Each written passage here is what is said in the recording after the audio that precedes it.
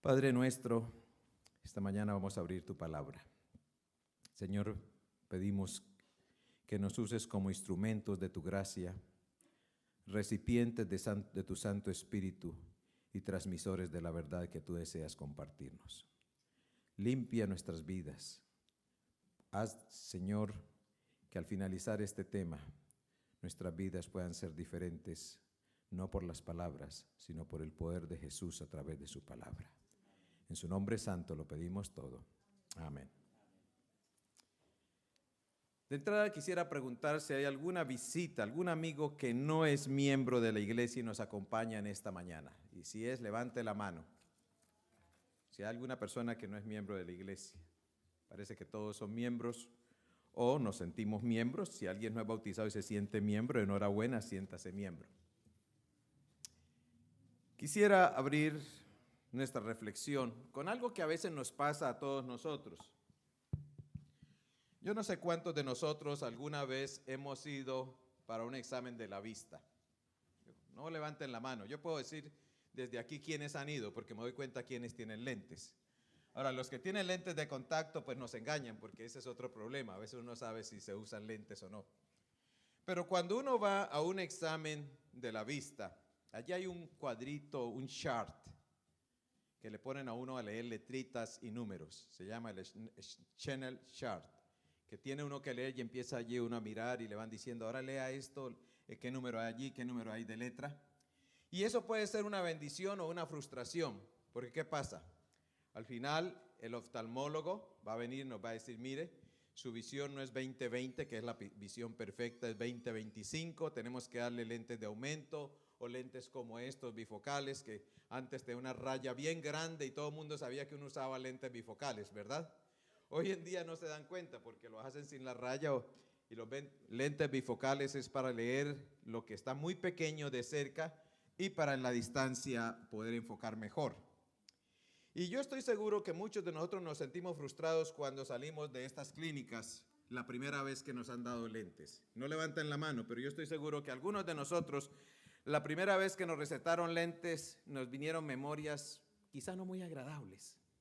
Yo no sé cuántos de ustedes se acuerdan cuando en las escuelas primarias o en los primeros grados los niños llegaban con lentes. ¿Qué sufrimiento era eso? Que un niño de 6, 7, 8, 10 años llegara con lentes a la escuela. ¿Qué era lo que le empezaban a decir? 4 ojos, 4 ojos. Eso era lo que le empezaban a decir al que llegaba con lentes. Y estos niños se acomplejaban porque le decían 4 ojos. Por lo menos en mi país así pasaba, los niños frustraban a otros diciéndoles eso. Hoy en día algunos relacionan los lentes con la vejez y no es con la vejez, porque los jóvenes usan lentes, los niños. Algunos lo relacionan la pérdida de la vista, el uso de la computadora, muchas otras razones. Mi hermana, la que vive en Texas, en el mes de noviembre fue a renovar su licencia. Y cuando estaba allí, haciendo un examen parecido al que le hace el optometrista, no pudo leer bien y a pesar que se puso su lente no pudo leer las últimas letras. Y la persona que estaba allí, por cierto, bastante exigente, le dijo, no, usted no puede tener licencia, porque usted no tiene buena vista, usted está quedando ciega, en fin, le echó todo un discurso. Así que le suspendieron la licencia y le dijeron, hasta que no tenga una evidencia científica, llamémosla así, no puede volver a usar, volver a manejar. Pasaron 5 meses, hace 2 semanas yo hablo con ella y con mi mamá todos los días. Me dice, ya me dieron la licencia. Dice, pero usted no sabe las que he pasado. He pasado las de San Patricio, un dicho por ahí común. Porque he tenido que ir a médicos, distintos, al médico general, al médico oftalmólogo, al médico especialista, para que pruebe que yo sí tengo buena vista. No es que yo tengo problemas de la vista. Ese día quizá me equivoqué, como dicen, me pelé en esas 2 letras y la examinadora en el lugar donde dan las licencias me echó para atrás. Todas estas cosas, mis hermanos, a veces producen cierto interés y yo me puse a investigar un poquito y no voy a leer todo porque el tema no va a ser hablar de la vista, no soy oftalmólogo, sobre las posibles causas de ceguera. Hoy en día aquí en este país y los que trabajamos como maestros sabemos y otros también que incluso las de pérdida de vista se han maquillado y se dice partial loss of sight o vision impairment, términos allí para mostrar que los distintos grados de ceguera. Y entre las 20 causas de ceguera yo encontré algunas que voy a compartir con ustedes. Una herida fuerte en la cabeza, La diabetes puede producir pérdida de la visión, es lo que se llama la retinopatía. Una de las más comunes, y seguro algunos de ustedes le han dicho, venga, le tomamos una fotico, y uno dice, ay, qué lindo, me van a sacar una foto allí en el oftalmólogo. No, es que le echan unas gotitas amarillas y le parece que le explotan el ojo. Se llama el examen de ¿qué? Para la glaucoma, ¿verdad? Muchas veces lo hacen, y es una causa común de pérdida de la vista. Otra es la separación de la retina, pero tiene que haber un caso muy, a veces jugadores se enfrentan a estas situaciones. Otra puede ser la neuritis óptica, el nervio se inflama. O las cataratas que crean nubosidades, ya sea al nacer o en la edad adulta. Por eso cuando usted tiene cataratas, tienen que hacerle una operación y removérselas, porque no finalmente va a cubrir el ojo y usted va a empezar a perder la vista. Pero hay una de las causas que yo no la conocía mucho, algunas de estas las había oído, y la oí un día hablando a un oftalmólogo, y es la degeneración de la macular o la degeneración de la mácula. Esta sucede en la edad más avanzada y es una de las enfermedades de los ojos más comunes, la degeneración de la mácula, macular degeneration, o cuando vaya allí pregúntenle. Y es la que más está pasando en Estados Unidos, así que no digamos que es solo la computadora. Otra causa es el albinismo. Personas que son albinas tienen problemas de visión. Hay otra causa que se llama Tay-Sachs, que es en los bebés, y puede ser fatal en los niños. Ahora, esto no es nuevo, mis hermanos. ¿Saben cuántas personas son ciegas en este país? Más de 1.300.000 personas sufren de ceguera, algunas parcial y se cree que 300.000 completa. Ahora, hay cegueras temporales. El título de esta mañana, la ceguera temporal, la ceguera espiritual.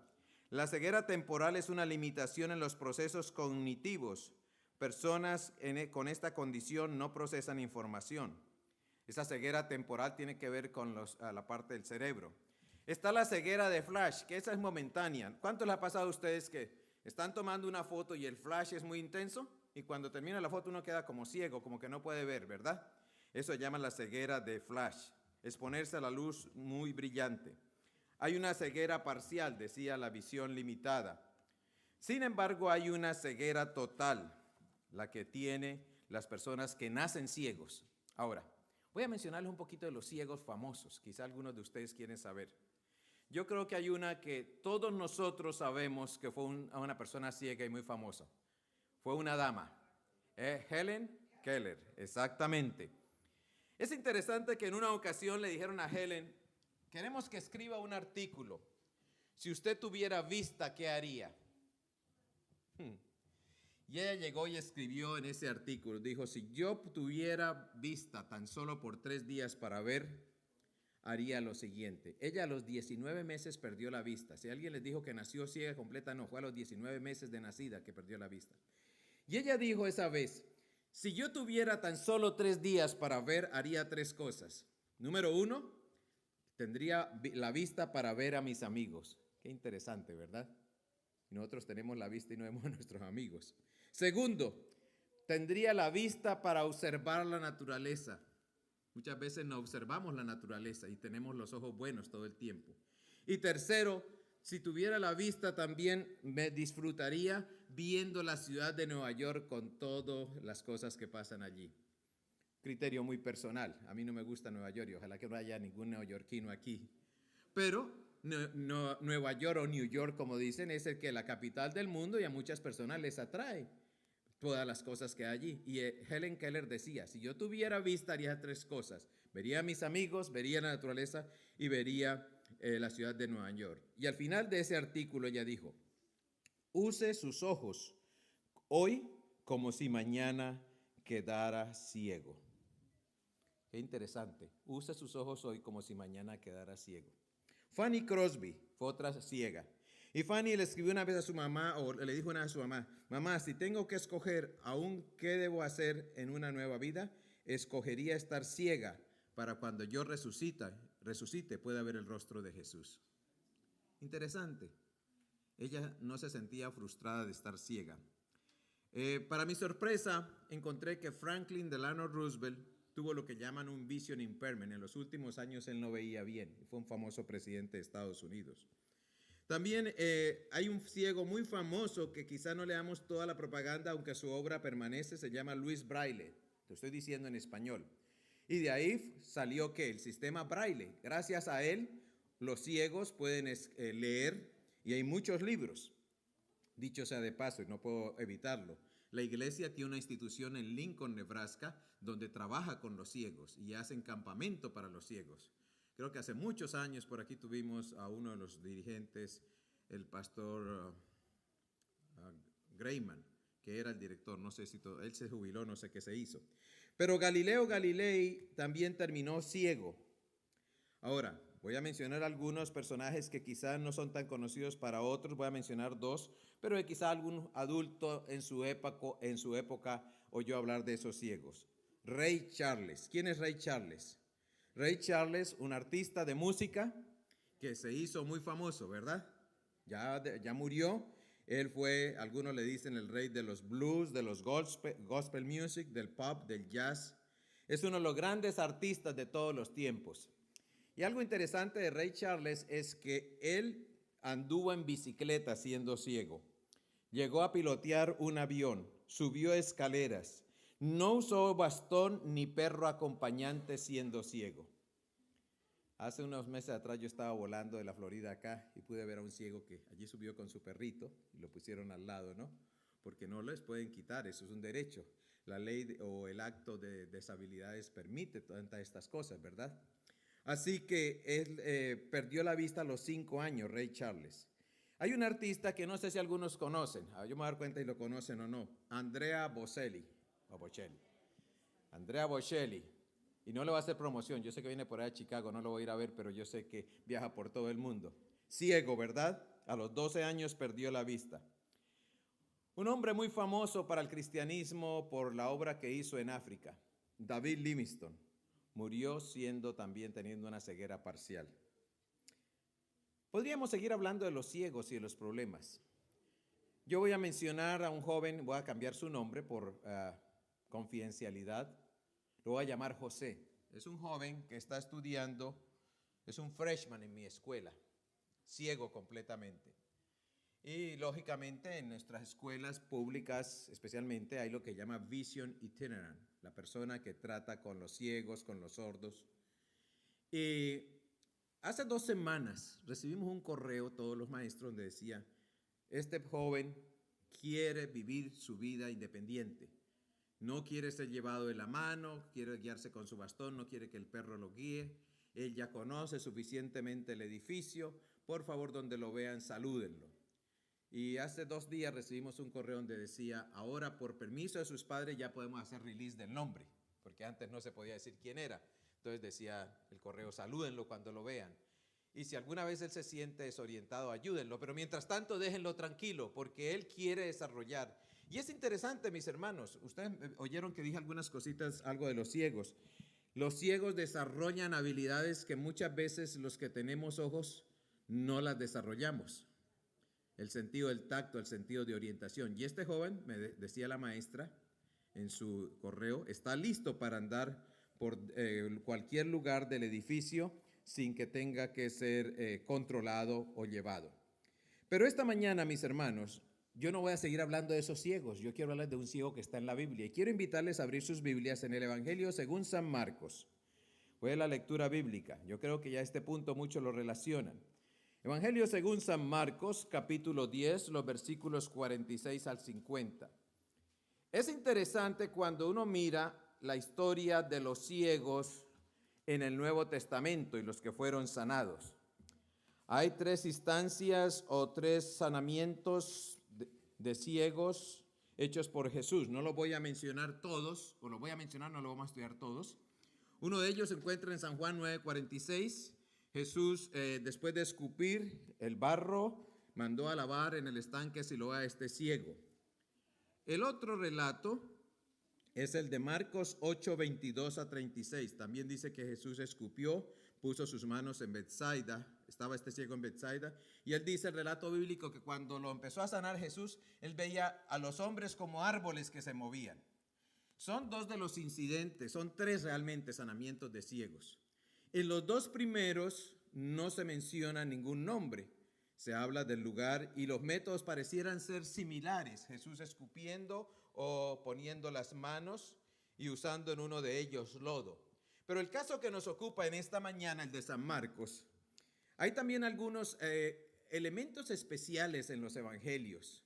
Resulta que cuando miramos los evangelios en San Marcos 10, 46 al 52, tenemos que ir a San Mateo 9, 27 al 31. Y entonces vamos a encontrar que allí habla de dos ciegos. Y esto presenta una problemática para algunos. San Agustín, por ejemplo, dijo no, lo que sucede es que Bartimeo era el más prominente, porque allá en el relato de San Mateo habla de dos ciegos y aquí en San Marcos nos habla de uno. Incluso nos dice el nombre, es el único. Ahora, no vamos a preocuparnos esta mañana si eran dos o era uno. El Evangelio lo dice así, algunos teólogos como San Agustín y otros dicen que el más prominente fue mencionado, del otro no se sabe su nombre.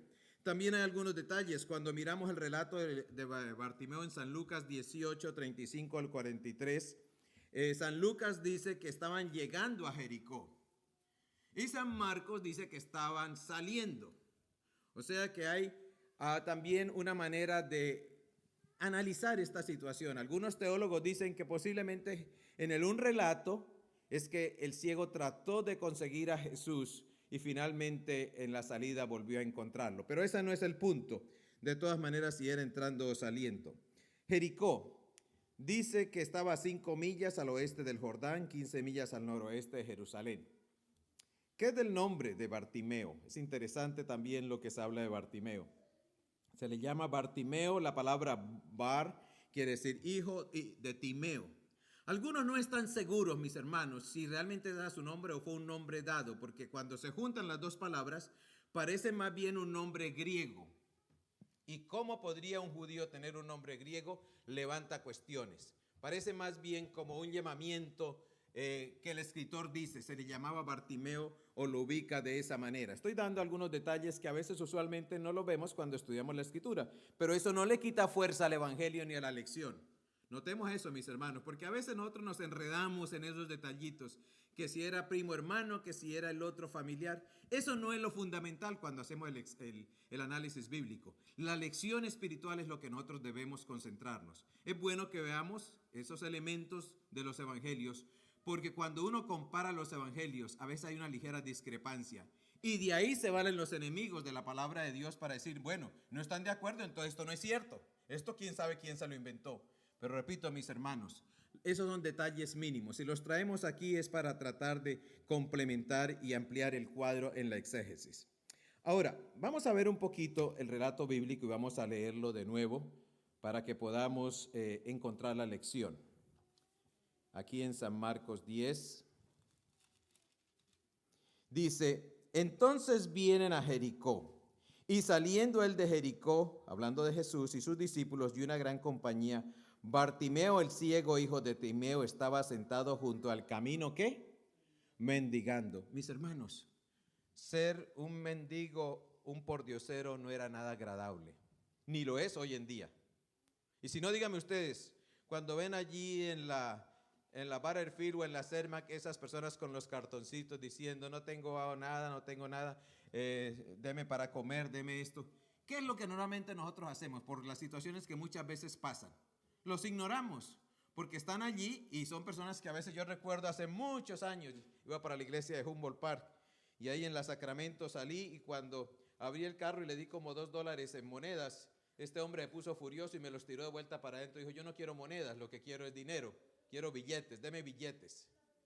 Así que muchas veces es normal que reaccionemos así, pero por lo general en aquel entonces era peor. Los pordioseros, los que mendigaban, eran personas que no estaban protegidas. Algunos creen que las leyes judías les decían, bueno, usted no puede trabajar, tiene derecho a tanto, pero no hay mucha evidencia como hoy en día. Una persona con deshabilidades tiene todas las atenciones, tiene todo lo que puede reclamar al gobierno porque tiene esas deshabilidades. Incluso las iglesias a veces hasta les ponen condiciones, tienen que tener una rampa para que suban las sillas las personas que tienen deshabilidades. Hasta esos extremos positivos, el gobierno protege a las personas con deshabilidades. Pero esta persona no era una persona que era muy apreciada.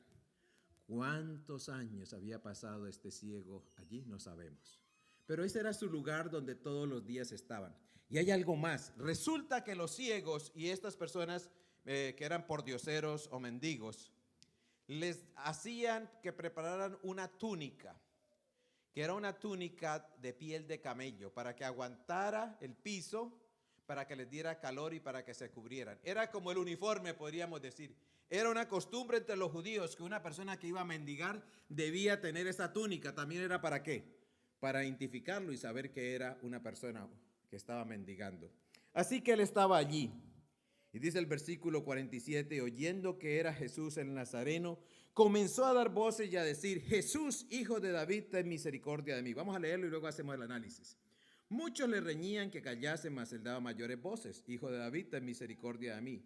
Entonces, parándose, Jesús mandó a llamarlo y llaman al ciego y le dicen, ten confianza, levántate, te llama. Vamos por partes. Pensemos por un instante. Timoteo no estaba confundido, mis hermanos. Él sabía quién era Jesús. Era un limosnero de profesión. Era un pordiosero.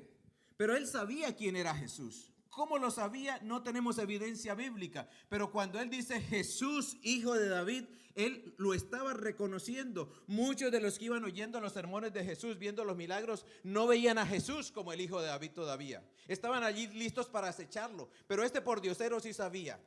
Había oído predicar a la distancia. Había oído que otros pasaban contando los milagros. ¿Había venido alguien a hablarle de Jesús? No lo sabemos, pero él sabía que no estaba confundido.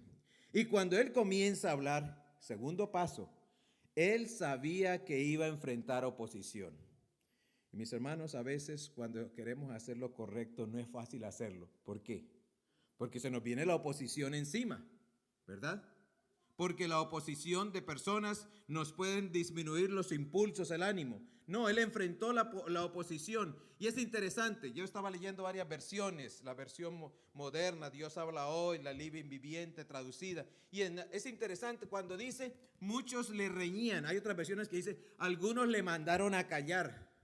Unos le dijeron, no digas más nada, nos estás fastidiando. ¿Qué tiempo va a tener Jesús para ti, pordiosero? Tú eres un pordiosero enfermo, a saber por qué te has enfermado. Tú eres un ciego. Jesús va, porque recuerden mis hermanos, era una semana antes de la semana triunfal, de la semana en que Jesús iba a ser crucificado. Triunfal porque Jesús iba a vencer. Entonces los discípulos estaban más interesados en mantener el ánimo de la multitud, en mantener la atención hacia Jesús, en mantener que Jesús siguiera haciendo sus milagros. A ellos no les interesaba ese pordiosero allí. Es interesante.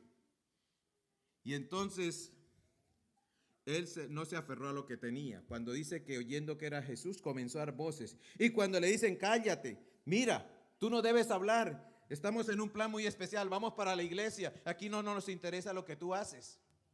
Dice, comenzó a alzar la voz.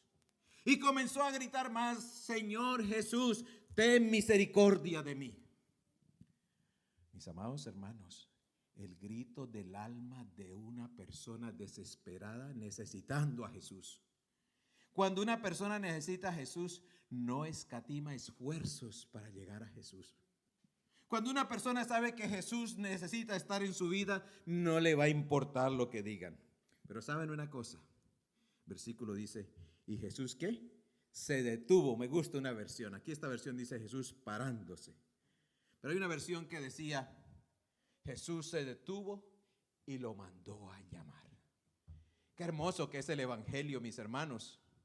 Que cuando el ser humano clama por ayuda a Jesús, cuando el ser humano viene en busca de la provisión divina, esa voz no se pierde en el espacio sin ser respondida. Esa petición no queda sin ser contestada. Por eso el Espíritu de Profecía dice que no hay petición, no hay lágrima, no hay palabra murmurada en nuestra boca que Jesús no pueda oír. Y yo doy gracias a eso, mis amados hermanos. Y hoy démosle gracias a eso. Que no hay petición sincera de un corazón que venga a Jesús, que Jesús la vaya a rechazar. Porque dice allí que Jesús se detuvo. Pensemos un poquito seriamente.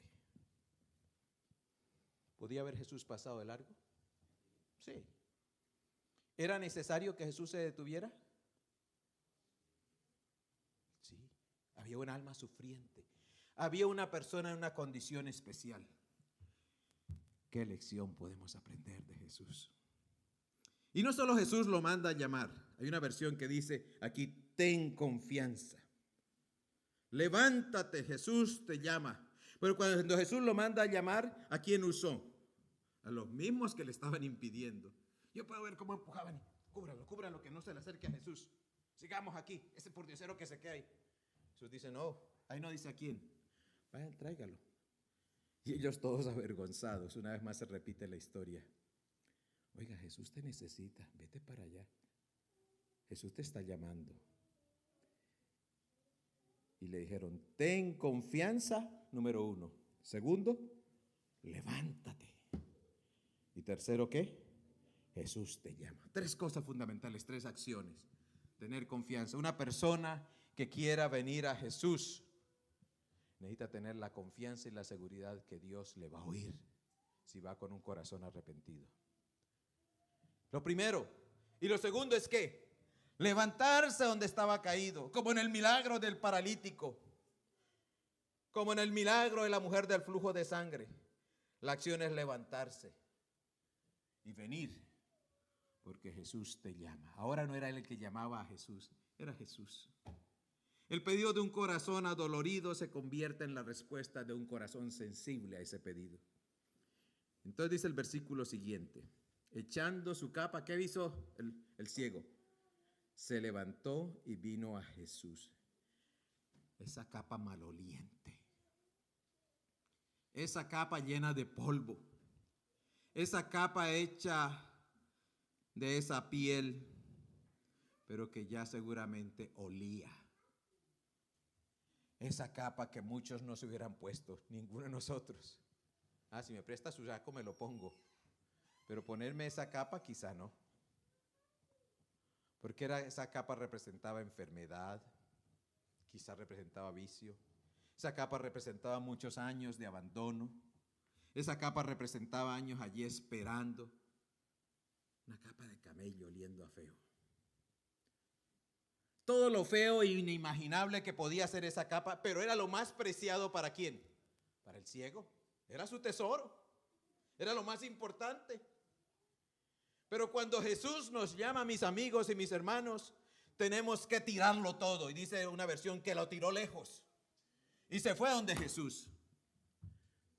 En el plano espiritual es abandonar nuestra capa, nuestra propia justicia. De sentirnos quizá que lo que somos o hemos sido, tenemos que dejarlo y venir a Jesús para que Él nos transforme y nos levante. Dice allí que la tiró. ¿Qué significaba eso? Que Él no iba a volver a sentarse ahí. Que Él no iba a estar otra vez a la entrada de la ciudad. Que por el hecho de que ahora venía Jesús, esa capa no le importaba. Lo que más le importaba era venir a responder para qué Jesús lo necesitaba. Y la pregunta de Jesús, ¿qué quieres que haga por ti? Jesús no hablaba inglés, ¿verdad? Sí, seguramente lo podía haber hablado. Podría haber dicho, what can I do for you? ¿Qué puedo hacer por ti? Y la respuesta de este maestro, de este ciego dice, maestro, ¿qué? Que cobre la vista. ¿Le pidió este hombre riquezas a Jesús? No. ¿Le pidió que le diera un lugar en su reino? No. ¿Le pidió que lo hiciera parte del gabinete de Jesús? No. ¿Le pidió que quería el mejor puesto dentro de la iglesia? No. ¿Qué le pidió? Sana mi ceguera, que yo pueda ver. Este ciego sabía que si él podía volver a ver, lo primero que iba a ver era el rostro de Jesús, su Salvador. Y cuando en la vida nosotros tenemos a Jesús como primera vista, como lo más importante, todas las demás cosas tienen que quedar a un lado en segundo lugar. Y Jesús le dice, ve, tu fe te ha salvado. Hay una versión que dice, tu salvación te ha salvado. Y luego cobró la vista y seguía a Jesús en el camino. Contrario a nosotros, Jesús les dice, no se vayan, no se muestren, escóndanse aparentemente. En uno de ellos le dice, no se muestren los sacerdotes porque va a haber problema. Jesús aquí no dice nada, o por lo menos no lo registra. Y dice que él seguía a Jesús. Mis hermanos, era un ciego físico. Pero yo he escrito aquí 5 o 6 cosas que este ciego podía ver. Y las voy a decir rápidamente porque el tiempo me traiciona. Empecé tarde, así que me van a aguantar un poquito. Bartimeo podía ver que Jesús era el Cristo. Noten, era un ciego, pero él podía ver que Jesús era ¿qué? El Cristo, lo estaba reconociendo. Segundo, él podía ver que esa era su única oportunidad. Él no iba a dejar pasar el momento, porque si lo dejaba pasar no iba a haber otro momento para encontrarse con Jesús. Mis hermanos, quizá hoy es nuestra oportunidad también. Podía ver que la multitud estaba equivocada y él no se desanimó. ¿Podemos nosotros ver que otros están equivocados cuando buscamos las cosas de Dios? Cuarto, podía ver que lo haría y que su decisión ante los ojos del mundo podría ser muy inaceptable, pero su decisión era clamar por Jesús. Bartimeo no podía ver que no había punto de retorno. Él tomó su túnica de camello, la tiró y la dejó atrás. A él ya no le iba a servir esa túnica, porque ahora era un hombre transformado. Y a veces tenemos que tirar nuestra túnica. Yo no sé cuál es su túnica, mi amigo y mi hermano, pero quizá esta mañana o en el momento que Jesús nos llama, tenemos que tirarla y saber que eso no es lo más importante en la vida. Saber que nos hemos aferrado demasiado y que es el momento de tirarla a un lado. Bartimeo podía ver que lo más valioso, lo más importante, era recobrar su vista y ver el rostro de Jesús. Mis amados hermanos, en esta historia hay varias cosas.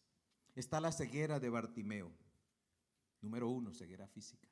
Número 2, está la ceguera de los discípulos, ceguera espiritual, que no podían ver en Bartimeo un candidato para el reino de los cielos. ¿Cómo iba a inoportunar a Jesús? Tercero, por eso le dijeron cállate. Lo censuraron, dice una versión. Lo reprimieron, pero él no se detuvo. Y en esta mañana, mi amigo y mi hermano, yo le digo, si usted tiene que hacer un stand por Jesús, si usted tiene que ponerse del lado de Dios, si usted tiene que hacer una decisión, no importa que otros lo critiquen y lo censuren, decídase ser un seguidor de Jesús, aunque el mundo esté en contra suyo. Y yo sé que muchos de nosotros lo hemos hecho y lo seguiremos haciendo. Por eso yo preguntaba si hay alguna persona no bautizada. Pero en tercer lugar está nuestra ceguera espiritual. Yo no voy a tener mucho tiempo, voy a compartir 1 o 2 citas del Espíritu y Profecía, donde hay cerca de 50 citas sobre la ceguera espiritual. Y ahí es donde quiero llegar en la aplicación. Es la conexión con Dios la que abre y hace más claro el entendimiento. Los hombres en los días de Cristo estaban ciegos porque no veían el plan de Dios para con sus vidas. El libro Este Día con Dios, de la edición de 1979. Curiosamente, uno de los versículos de la matutina de esta semana hablaba de pidámosle a Dios que podamos ver, que podamos. Dice, no solo su vista física fue restaurada, pero los ojos del entendimiento fueron cubiertos. Mis hermanos, esta mañana, ¿cuál es nuestra ceguera? Yo no voy a señalarla, porque quizá tu ceguera es muy diferente a mi ceguera. Quizás estamos ciegos espiritualmente, aferrados a algo que el Señor tiene que limpiar. Tenemos vista parcial. Quizás es la ceguera de los prejuicios. Quizás es la ceguera del liberalismo que está consumiendo a la iglesia. Quizás es la ceguera del conservatismo. ¿Qué clase de ceguera tenemos nosotros? ¿Cuál es mi ceguera? Es mi pregunta en esta mañana para mí. ¿Cuál es nuestra ceguera espiritual como iglesia y como individuo? Y cuando digo iglesia estoy hablando como denominación. ¿Cuál es tu ceguera espiritual? El libro de Isaías, capítulo 45, versículo 22, dice lo siguiente. Mirad a mí y sed salvos, todos los términos de la tierra, porque no hay Dios, porque yo soy Dios y no hay más.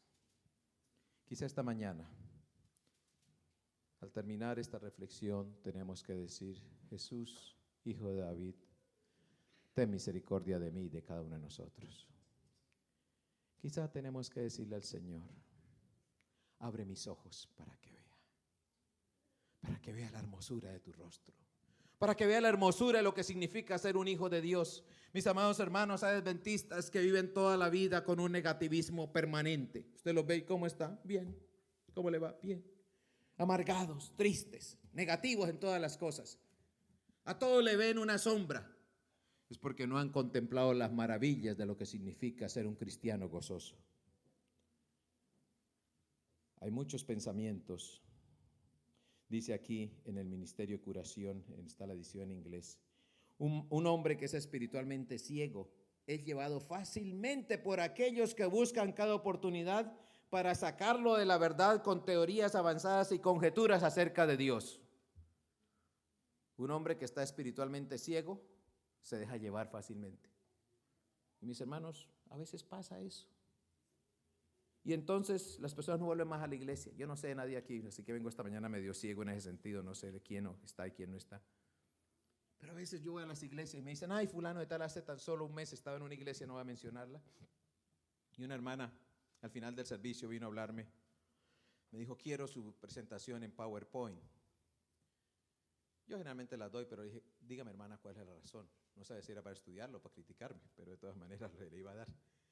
Y le digo: ¿cuál es la razón? Dice: mire, fulano de tal, era un familiar. Yo estaba presentando un tema: los peligros espirituales que nos conducen a apartarnos del evangelio. Y me dijo: ¿usted conoció a fulano de tal? Le dije: sí, claro. Un joven brillante, un profesional, un hombre exitoso aquí en Chicago, no es de esta iglesia, así que nadie haga cálculos.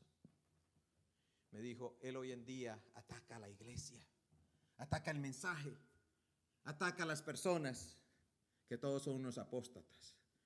Deme ese PowerPoint porque yo quiero compartirlo. Le dije: sí, se lo va a dar con una condición: estúdielo, ore y vaya luego para estudio, presénteselo con él. No llegue y déselo como una pastilla, porque eso es lo peor que podemos hacer. Y estoy orando por esa persona. Es un joven que creció en nuestras iglesias y hoy es un profesional de éxito de varias clínicas en esta ciudad. Yo lo conocí como joven y estoy orando por ese joven. Yo espero algún día visitarlo. Mis hermanos, las personas se dejan llevar por la ceguera espiritual. Y podría seguir aquí esta mañana presentando tipos de ceguera espiritual, pero no estamos para presentar las que tienen ellos allá. Esta mañana mi oración es que nosotros podamos decirle a Jesús: Jesús, yo quiero ver, pero quiero ver espiritualmente lo que significa ser un hombre transformado y una mujer nueva por el poder de Jesús. Padre nuestro, tú nos conoces y sabes que a veces el enemigo trata de ocultarnos de la vista de Jesús, nuestro amante Salvador. Señor, si tenemos visión parcial, ceguera parcial, total, permite que Jesús venga a nuestras vidas, limpie de nuestros ojos espirituales esa ceguera y podamos contemplar las maravillas de tu reino. Podamos contemplar lo que significa ser un cristiano gozoso. Podamos venir a tus pies y rendirnos para ser usados para tu honra y gloria. Y como Bartimeo, podamos seguirte todos los días de nuestra vida. En su nombre santo lo pedimos.